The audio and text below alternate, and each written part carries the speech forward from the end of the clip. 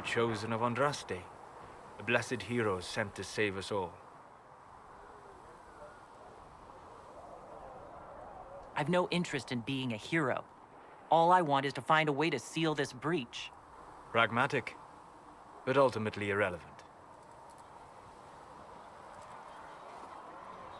I've journeyed deep into the Fade in ancient ruins and battlefields to see the dreams of lost civilizations. I've watched as hosts of spirits clash to reenact the bloody past in ancient wars, both famous and forgotten. Every great war has its heroes. I'm just curious what kind you'll be.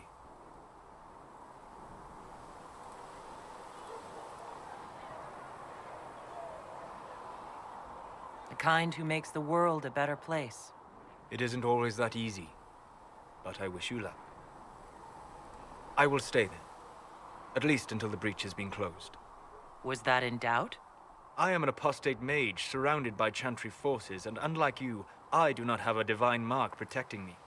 Cassandra has been accommodating, but you understand my caution. The giant hole in the sky trumps any other concerns. We can worry about the rest later. Yes. Who can say what this world will look like when we are done fighting for it? But now let us hope either the mages or the Templars have the power to seal the breach.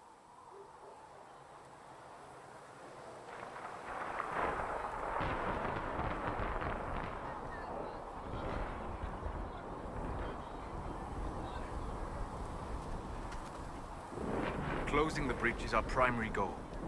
But I hope we might also discover what was used to create it. Any artifact of such power is dangerous. The destruction of the Conclave proves that much. You don't think whatever created the explosion was destroyed in the blast? You survived, did you not? The artifact that created the breach is unlike anything seen in this age.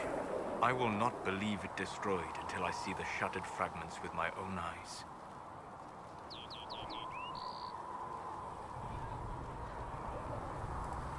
We would do well to try to recover whatever created the breach. Liliana's people have scoured the area near the blast and found nothing. Whatever the artifact was, it is no longer there. In any case, did you need me for anything?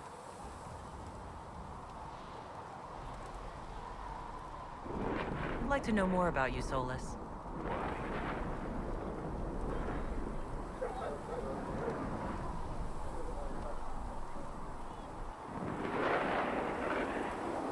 You're an apostate, yet you risked your freedom to help the Inquisition.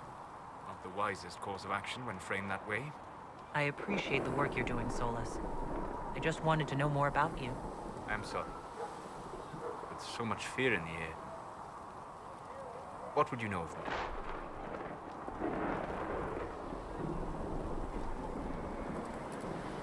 What made you start studying the Fade? I grew up in a village to the north.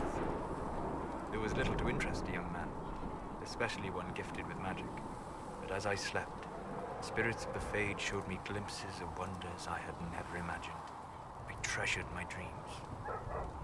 Being awake, out of the Fade, became troublesome. Did spirits try to tempt you? No more than a brightly colored fruit is deliberately tempting you to eat it. I learned how to defend myself from more aggressive spirits, and how to interact safely with the rest. I learned how to control my dreams with full consciousness. There was so much I wanted to explore. I gather you didn't spend your entire life dreaming. No. Eventually, I was unable to find new areas in the Fade. Why? 2 reasons.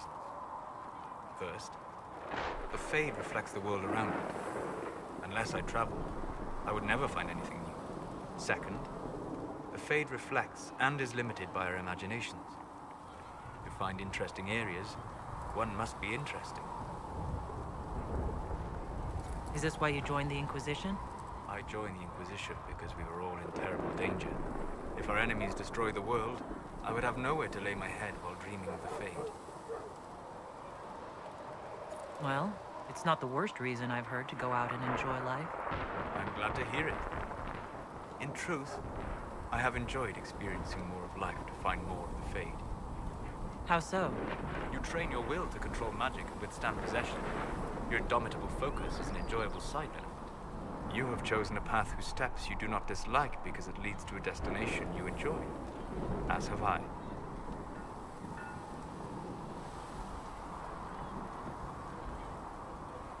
Have you always traveled and studied alone? Not at all. I have built many lasting friendships. Spirits of wisdom, possessed of ancient knowledge, happy to share what they had seen. Spirits of purpose helped me search. Even wisps, curious and playful, would point out treasures I might have missed. I don't know of any spirits by those names. They rarely seek this world. When they do, their natures do not often survive exposure to the people they encounter.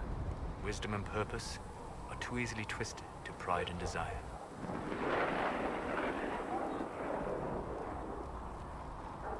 You're saying that you became friends with pride and desire demons?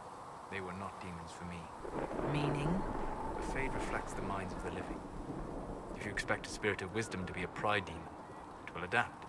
And if your mind is free of corrupting influences, if you understand the nature of the spirit, they can be fast friends.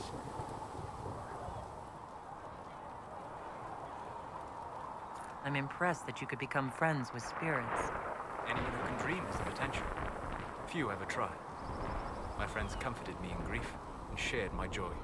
Yet, because they exist without form, as we understand it, a chantry declares that spirits are not truly people. Is Cassandra defined by her cheekbones and not her faith? Varric by his chest hair and not his wit?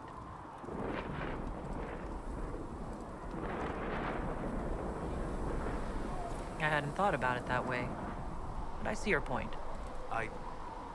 Thank you. Few are willing to entertain such a notion.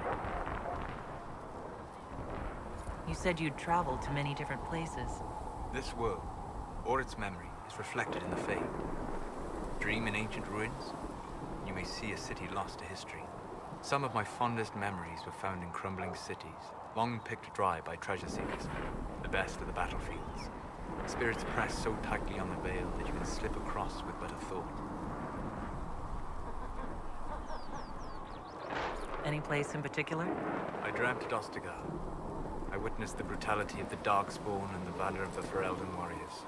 I saw Alistair and the hero Ferelden light the signal fire, and Logain's infamous betrayal of Kaelin's forces. I've heard the stories. It would be interesting to hear what it was really like. That's just it. In the Fade, I see reflections created by spirits who react to the emotions of the warriors. One moment, I see heroic wardens lighting the fire, and a power-mad villain sneering as he lets King Kaelin fall. The next, I see an army overwhelmed and a veteran commander refusing to let more soldiers die in a lost cause. And you can't tell which is real? It is the Fade. They are all real. We'll talk later.